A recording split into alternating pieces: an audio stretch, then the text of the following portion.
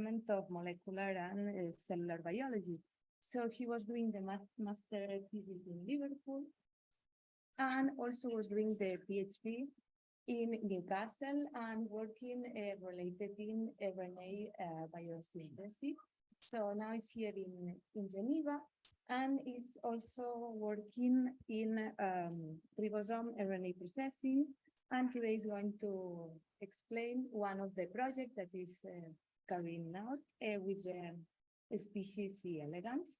So when you have your presentation ready, so you can. Thank you. Yes, thank you for the introduction.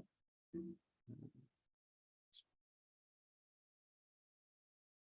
that working? No, there's no point. It doesn't matter. Thanks for the introduction and thanks for the opportunity to speak here. So, like Laura said, I'm a postdoc in Ramesh Pillai's lab for the last year, a little bit more. And I'm going to be talking about some of the work I've been doing since I joined, which is on an RNA binding protein in regulation of fertility. So there's it's not working.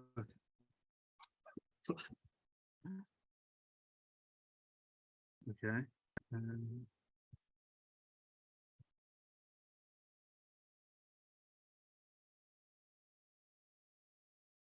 All right.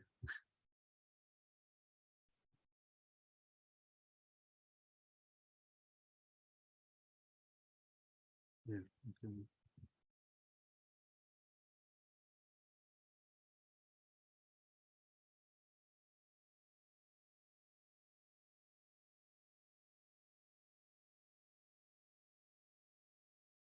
Is that okay on the Zoom? Okay, yeah. So there's two main focuses of Ramesh's lab. The first one is piRNAs, Pee-wee interacting RNAs, which are small non-coding RNAs in the germline that regulate germline gene expression and are important for fertility. The second is mRNA modifications. Some of these focus on the cap structure, the 5' cap, but also internal modifications such as M6A, which is the most famous. So,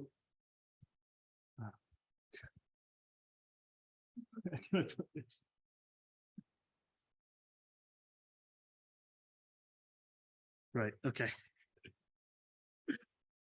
So, yes, M6A methylation is the addition of a methyl group at the N6 position on adenosine nucleotides, and it's added to RNA by the methyl-3, methyl-14 methyltransferase complex, and it's important for a lot of different processes. It's important for general gene expression regulation, but this project is mostly focused on fertility, and it's especially important in fertility across all eukaryotes, basically. The orthologs of methyl-3 are essential for meiosis and fertility in different animals.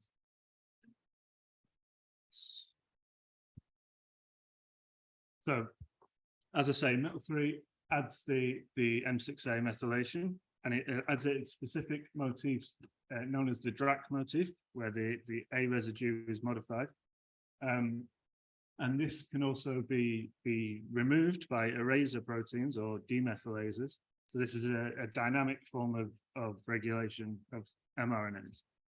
But the impact of the M6A modification comes from reader proteins that recognize the M6A modified nucleotide and then carry out different fates for the RNA, such as degradation or regulation of translation or splicing. And one of the major families of reader proteins is the YTH family. So these bind to the M6A modified RNA by the YTH domain. And there are 5 YTH proteins in mammals, and 4 of them are expressed in all tissues, and they're essential. So after the methyl-3 adds the M6A in the nucleus, YTH-GC1 can bind to M6A modified RNA and regulate splicing.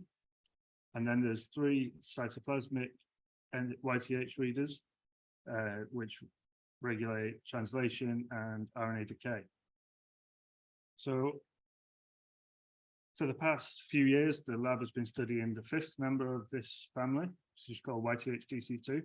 And it's quite different from the others in that it's mostly restricted to germline gene expression. And it also has several other important domains. So as well as the YTH domain, there are several other RNA binding domains and also a RNA helicase domain for these REC-A modules. So the lab has studied mammalian DC2 using mouse as a model and shown that it's expressed in the cytoplasm of germ cells in mice. And it's essential for mouse fertility. So knockout mice, knockout DC2 mice develop very small testes and ovaries, and they're infertile. And this is because the germ cells arrest in their development. So for example, the sperm, the male germ cells don't go through meiosis and don't develop into mature sperm. We've also showed, us and other labs have shown that it has 3' to 5' RNA helicase and winding activity. And we've identified a couple of interacting partners of DC2. One is the exonuclease XOM1, and another is the meiosis-specific protein MYOC. We've also more recently shown that while DC2 does bind to M6A via the YTH domain, this is shown by in vitro assays, it does bind to the M6A modified RNA, but with much weaker binding than the other members of the YTH family. And they showed that in vivo, the YTH domain binding is dispensable for fertility. So whatever role it has in fertility is not related to M6 binding. Instead of binding M6A modified RNA, we've shown that it binds to U-rich sequences in the 3' UTR of mRNAs instead of at the DRAC motif that I showed earlier. We've also shown that the RNA helicase activity is what's essential for mouse fertility. So with a different knock-in mice with a point mutation in the ATPase domain, sorry, these mice are infertile, like the knockout. And we've also shown that the RNA helicase activity is regulated by the interaction with XOM1, which interacts with these anchoring repeat regions between the REC-A domains and regulates the helicase activity.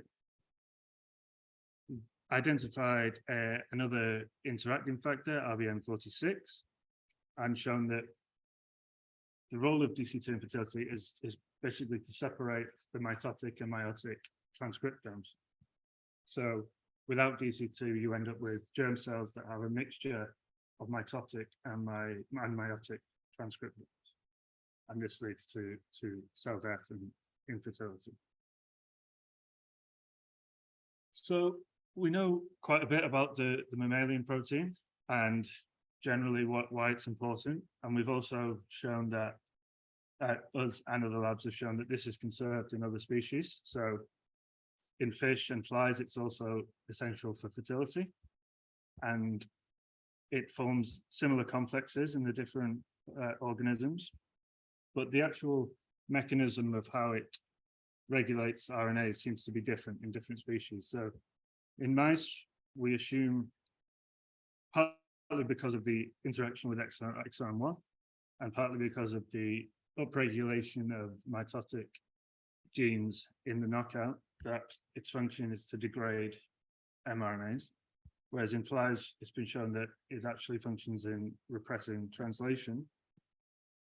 And there's also differences with the domains that are conserved. So in mice, I showed that it has the YTH domain, but it's not important for fertility. It also has the ATPase RNA helicase domain, which is essential, whereas in flies, neither of these domains are conserved. So we still have quite a lot to learn about how it actually regulates RNAs and what the targets are, because we don't really know the targets. So I'm studying the C. elegans ortholog of DC2, and C. elegans are a good model for fertility. They're hermaphrodites, so you don't need to worry about mating, and they reproduce very quickly, so they go through the whole reproductive cycle in a couple of days. And basically, the hermaphrodite adult develops the oocytes, which are then fertilized inside the worm, and then the embryos are laid, and they develop through several stages to become new reproductive adults after just a couple of days. And because the worms are transparent and the germline takes up a lot of the body, you get a good, it's easy to track the development of the germline. So it's basically the whole germline is made up of these two arms, and they start with the mitotic early germ cells, and then they develop through meiosis and form oocytes, which are then fertilized by the sperm to produce embryos, which are laid from the vulva. So at the moment, DC2 in worms is uncharacterized. We don't know anything about its function. All we know is that it has a conserved ATPase domain, so it potentially has RNA helicase activity, but it doesn't have a YTH M6A binding domain. And this is because worms basically don't have M6A in the mRNAs. There's no methyl-3, methyl-14 writer, so there's very little M6A on mRNAs, which is why the worm protein doesn't read M6A. But apart from that, the worm protein is very similar to the mouse protein. It has the same RNA binding domains, the same helicase domain, and it just lacks the YTH. The other difference, though, is the insertion between the two REC-A domains. So this is the area that exon 1 interacts with the mouse protein, and this is different in the worms. It doesn't have these anchor and repeats. So the first thing I did was to look at the localization. So we've got some transgenic worm lines. So we have a worm line where endogenous DC2 is GFP tagged. And as I said, the worms are transparent. It's very easy to look at localization. And we saw that, as expected, DC2 is a germline protein. So it's expressed throughout the germline, throughout the early germ cells and oocytes, and also a bit in the embryos as well.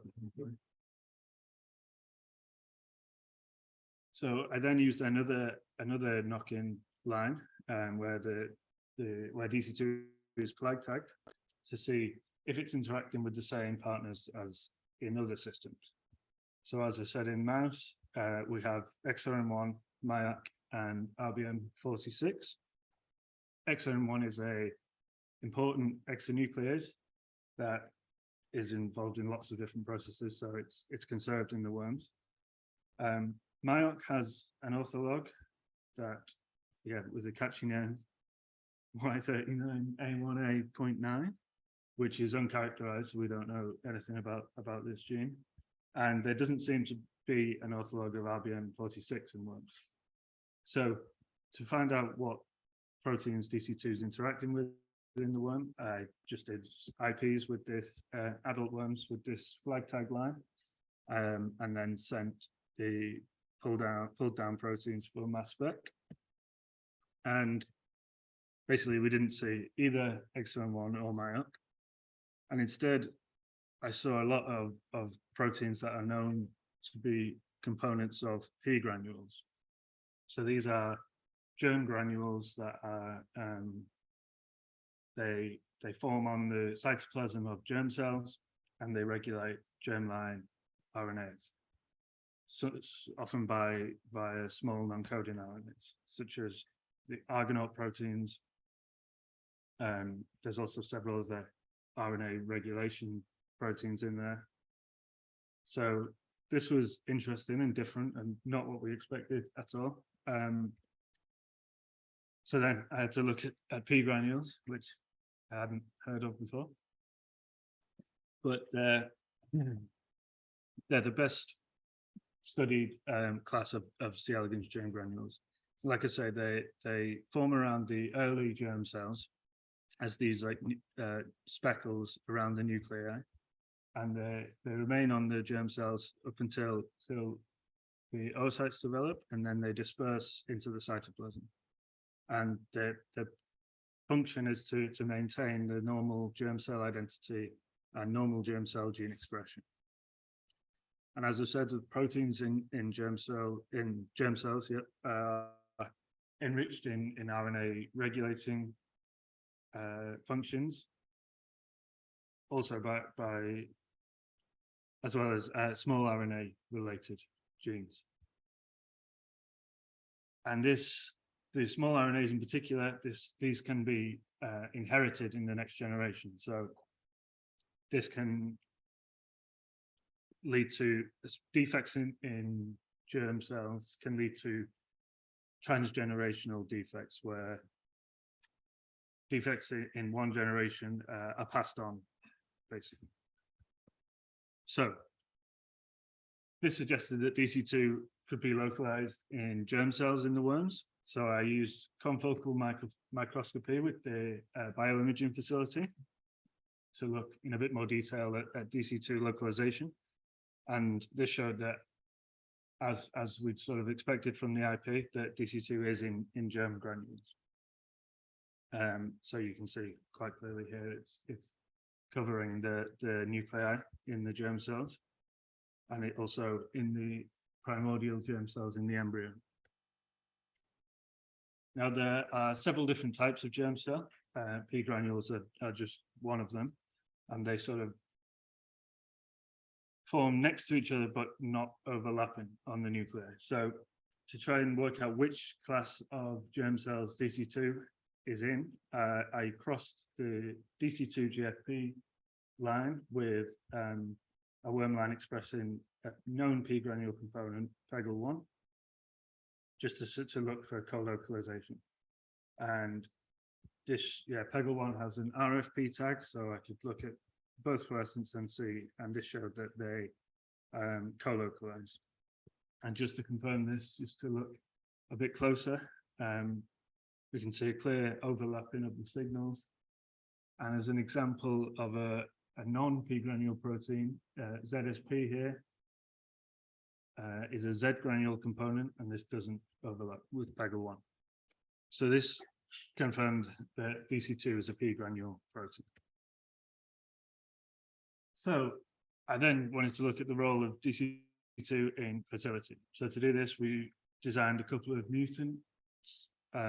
One is the full deletion, so just deleted the whole gene, and another is a point mutation in the RECA RNA helicase domain. And I can tell you, we got the worms and they grow and they're alive. So the DC2 isn't essential for worm fertility under normal conditions, which is different from mice. I then wanted to check if the helicase mutant is properly expressed and localizing, and again saw that this mutant does localize to P granules like the wild type protein.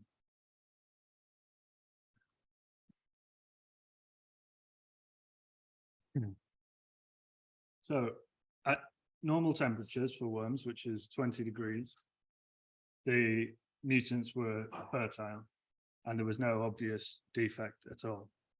But in C. elegans, a lot of the germline genes particularly are temperature sensitive. So the germline is quite sensitive to temperature, and fertility decreases with increased temperature. So I put the worms at high temperature. Did I say decrease? At high temperature. Fertility decreases at high temperature. So I grew the worms at high temperature, 25 degrees, and then I started to see defects. So the wild type worms are normal and fertile at 25, and you can see clearly the different oocytes as they're developing. Whereas in the mutant worms, I see a lot of smaller oocytes. It's like a buildup of oocytes. And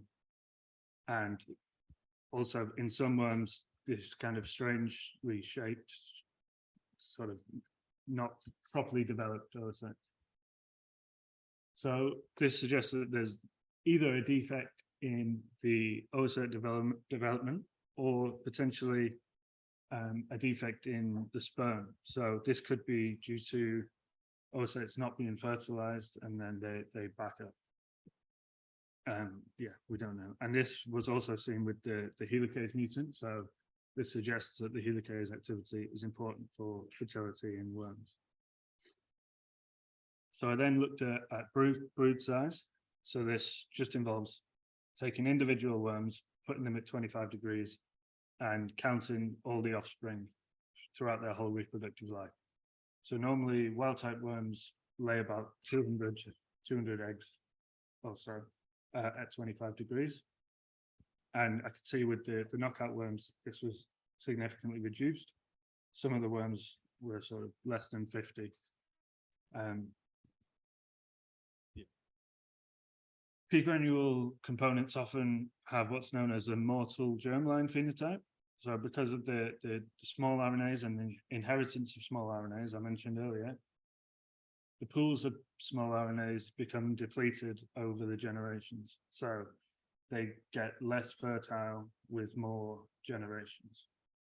So to check if this was the case with DC2, I did embryonic lethality assays over several generations at 25 degrees.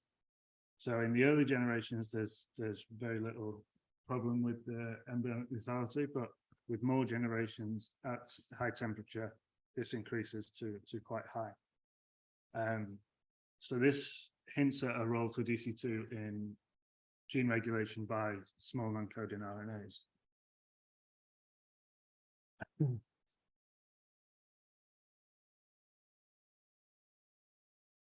So we're an RNA lab, so obviously I did RNA sequencing of the mutant worms, and these are at 20 degrees, so this is where there's not an obvious fertility defect. But already I see some quite big changes in the transcriptome. So there's almost 4,000 downregulated genes, over 3,000 upregulated, and there's quite a clear pattern. So the upregulated genes were mostly to do with normal reproduction and oocyte development and meiosis. And there's a lot of pea granule proteins in here, for example. Whereas the downregulated genes were very enriched for genes that are, for RNAs that are present in sperm. So 33%, sort of a third of the genes are genes that have been found in sperm. So this sort of correlates with what I saw in the morphology. So this suggests there's a defect in spermatogenesis. We have less sperm. It's not clear exactly which way around it is, whether the gene expression changes are causing the morphology, or if some other change is causing less sperm, which means we just see less sperm RNAs in the transcriptomics. And this backup of oocytes might lead to just more pea granule genes, for example. I also sequenced the RNAs from the helicase mutant, and they showed the same pattern, but with milder effect. So there's fewer up and down regulated genes, but the pattern overall is the same, with sperm genes being downregulated. So this, along with the morphology, suggests that the helicase activity is important for the DC2's function in fertility, but potentially it's not the only important function of DC2. one of the big questions with DC2 that we've still not answered after several years is what the fate of a bound DC2 bound RNA is. So we know targets and we know general changes up and down in gene expression, but we don't know specifically what happens to an RNA that is bound by DC2. So to try and answer this, we've developed some reporter lines. So these have either wild type or the point mutation, helicase mutation DC2 fused to lambda N peptide. And this N peptide binds to a box B sequence. So these worms also express renilla luciferase under the control of a germline promoter with this box B sequence. The N peptide binds to the box B, tethers DC2 to the reporter, and then we can do normal luciferase assay and look for activity and see whether this is upregulated or downregulated. So this is what I did, and we have wild type here just to show there's no luciferase assay activity, and then we have a control worm strain that just expresses the renilla luciferase without an N peptide protein.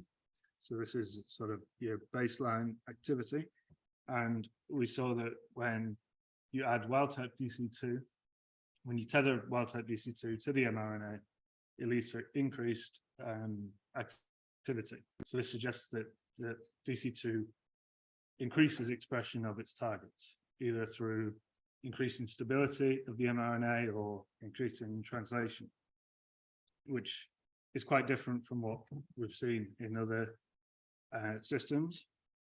But yes, I also did this for the helicase mutant, and I sort of expected this to go down, but it doesn't. It basically, even without the helicase activity, it increases the expression of the reporter.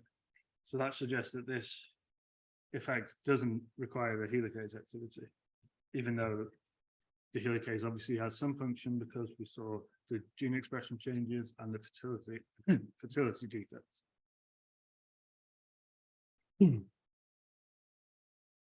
So I've seen that like in other systems, DC2 is important for worm fertility. Again, there's another different molecular mechanism, which seems to be stabilization or increased translation, and possibly by small RNAs, which are then inherited. We haven't learned much about the complex, but it doesn't seem to interact with the sort of known factors. And we know that the RNA helicase activity plays some role in this function in fertility. So this is the kind of speculative model at the moment that DC2 binds to mRNAs in the germline and potentially recruits them to the P granules, where small RNAs are then produced and loaded onto Argonaute proteins, and these are then inherited. The small RNAs are then inherited, and this maintains the fertility of the worms over multiple generations. And then when you lose DC2, you lose these small RNAs gradually. The pools dilute over time, and over time you lose fertility. Yeah, there's still a lot of open questions. Obviously, we still don't know the targets of DC2, so I'm doing clip experiments at the moment to find out and see whether it targets U-rich sequences like it does in the mouse. And the link to small RNAs obviously means I'm going to be doing small RNA sequencing. And we also have a worm line where this insertion domain within the helicase domain is deleted. So I'm going to see whether this region is important for the regulation of the helicase activity and for the function of DC2 in fertility. Finally, we have designed some worms that express the human DC2 protein. So DC2 is mutated in a lot of patients with ovarian insufficiency and fertility issues. So we'll hopefully be able to look at whether these disease-associated mutations affect fertility in the worms and how exactly that works. And I'd just like to thank the lab, everyone in the lab, and Florian's lab, including Isa, who helped with the worms, and the bioengineering facility, and you for listening. Thank you.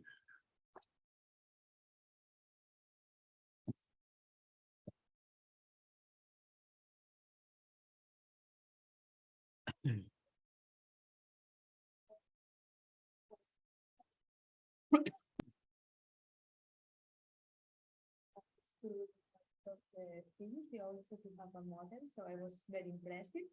I know I don't know if someone here has any question from or any curiosity. I just have a big picture question for the interaction.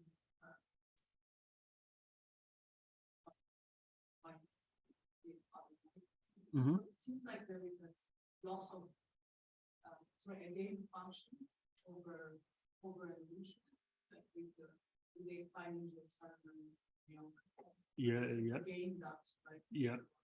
And have you looked at like a screen of different species?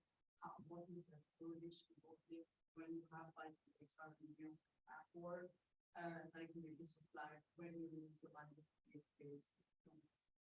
The pricing changes, the lack of the pricing changes in the number. Yeah. And then there are organisms that start to have both. Yeah. And then I use silicon and these don't want to. Yeah, I know it's a bit strange, and because the fly data is hard to understand because especially everything we know from mouse and even now from worms, the helicase activity seems important.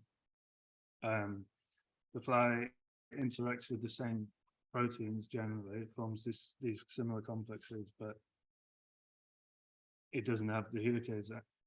It's hard to explain it. I mean, I think the fly has lost the activity because it sort of has the domain, but not the conserved residues for activity. So yeah, it's definitely a gene that's diverged a lot with its role. Yeah.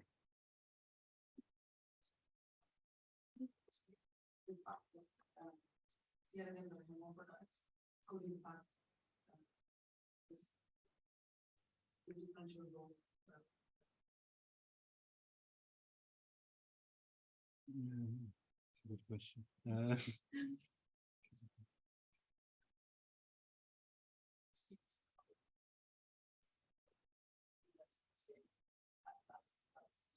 Yeah, it's definitely worth looking at. I have no idea, but yeah. Yeah.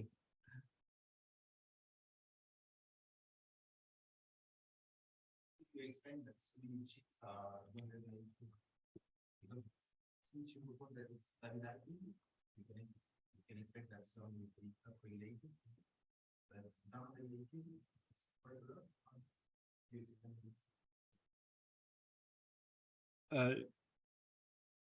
If you mean the other way around, so it's normally stabilizing the wild type, and when you knock it out, so you are in the end that it was being stabilized. It's direct targets, Or they give increasing the translation. Yes. And when you do the RNA-seq, you see that many genes are downregulated. Yeah, I mean, I think a lot of it will be secondary effects. I don't think they're all direct targets of DC2, and I think if it's relating to small RNAs, it's a big pathway then that it could affect many different things in different ways.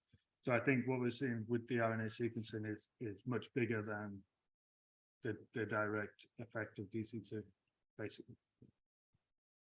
Yeah. Or is it possible to Yes, I didn't see anything enriched from what we have so far from the analysis, but yeah, okay. Doesn't influence at least if you don't give But yeah, pioneers possibly, yeah, because you would expect to see that.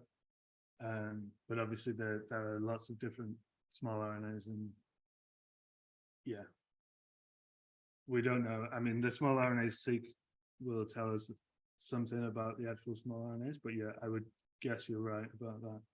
That I don't think it's RNAs directly.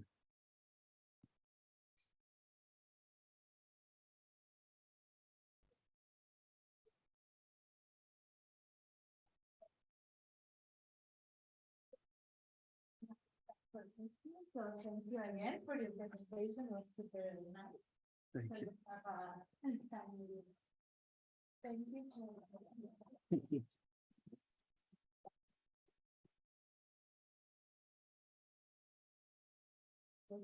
Thank you.